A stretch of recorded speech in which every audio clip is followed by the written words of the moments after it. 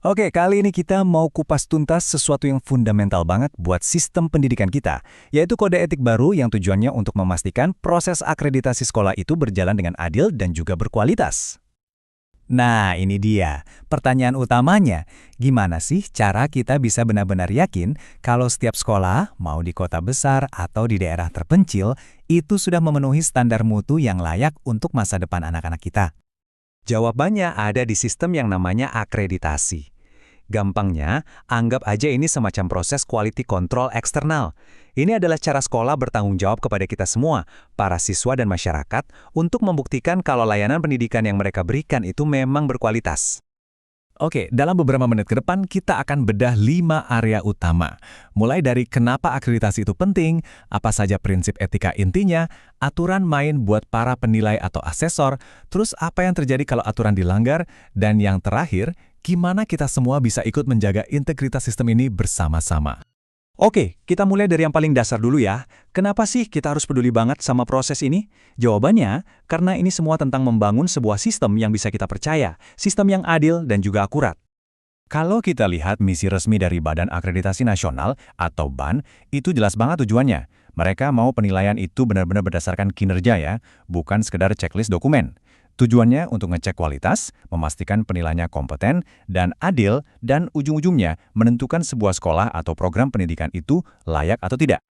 Nah, sekarang kita masuk ke jantung dari kode etik ini. Ada 6 pilar utama yang jadi fondasi kepercayaan publik.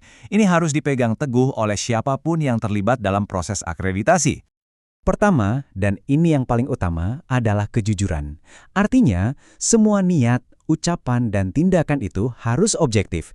Nggak ada tuh yang namanya penilaian berdasarkan suka atau tidak suka. Kedua, kemandirian. Poin pentingnya di sini adalah menghindari apa yang disebut kesepakatan negatif. Jadi, seorang asesor harus bisa berpikir dan bertindak mandiri, bebas dari tekanan atau bujukan dari pihak manapun. Ketiga, profesionalisme. Ini bukan cuma soal penampilan ya, tapi soal kompetensi. Setiap asesor wajib paham betul semua instrumen dan standar akreditasi dan harus menjalankannya dengan benar. Keempat, keadilan. Ini prinsip yang krusial banget. Setiap sekolah, entah itu negeri atau swasta, di kota atau di desa, semuanya harus diperlakukan setara, tanpa dibeda-bedakan. Kelima, kesetaraan. Ini soal sikap. Harus bisa menghormati semua pihak dengan rendah hati, baik itu sesama asesor maupun pihak sekolah. Komunikasinya juga harus jelas, lugas, dan penuh rasa hormat. Dan yang terakhir, kerahasiaan. Ini juga nggak kalah penting. Semua data dan informasi tentang sekolah yang dinilai itu sifatnya rahasia. Membocorkannya itu pelanggaran berat. Oke, tadi kan prinsip dasarnya. Tapi teori aja nggak cukup kan? Gimana cara memastikan ini semua berjalan di lapangan? Nah, disinilah aturan main yang spesifik untuk para asesor dan juga institusi jadi penting. Nah, lihat deh, ini menarik. Aturan anti gratifikasi ini berlaku dua arah. Asesor wajib menolak segala bentuk hadiah yang nggak wajar. Di sisi lain, sekolah juga dilarang keras menawarkan hadiah semacam itu. Jadi, ini tanggung jawab bersama untuk mencegah praktek suap. Selain itu, ada beberapa perilaku kunci lainnya. Asesor harus bekerja berdasarkan bukti yang bisa diverifikasi, bukan asumsi. Mereka juga harus terbuka kalau ada potensi konflik kepentingan, mencatat semua temuan dengan akurat, dan yang paling penting, kasih masukan yang membangun buat perbaikan sekolah. Tentu saja, aturan tanpa konsekuensi itu nggak ada artinya. Sekarang, mari kita masuk ke bagian yang serius. Apa yang terjadi kalau ada yang nekat melanggar aturan main ini? Dan ini bukan sekedar anjuran loh ya, aturannya tuh detail banget. Seperti yang bisa kita lihat langsung dari dokumen resminya di layar, pelanggaran itu didefinisikan dengan sangat spesifik, mulai dari soal kejujuran, membocorkan informasi, bahkan sampai hal-hal seperti menciptakan suasana yang nggak enak waktu kunjungan, semuanya diatur. Biar adil, sistem ini membagi pelanggaran jadi 3 tingkatan. Ada yang ringan, sedang, dan ada juga yang berat. Tentu saja, setiap tingkatan punya konsekuensinya masing-masing. Tabel ini menjelaskannya dengan sangat gamblang. Coba kita lihat. Untuk pelanggaran ringan, contohnya telat menyerahkan laporan. Sanksinya, surat peringatan. Cukup jelas. Kita naik ke level sedang, misalnya nggak mau kerja sama dengan sesama asesor. Nah, sanksinya lebih berat, nggak dapat tugas minimal 1 tahun. Dan yang terakhir, yang paling fatal, pelanggaran berat. Contohnya memalsukan data.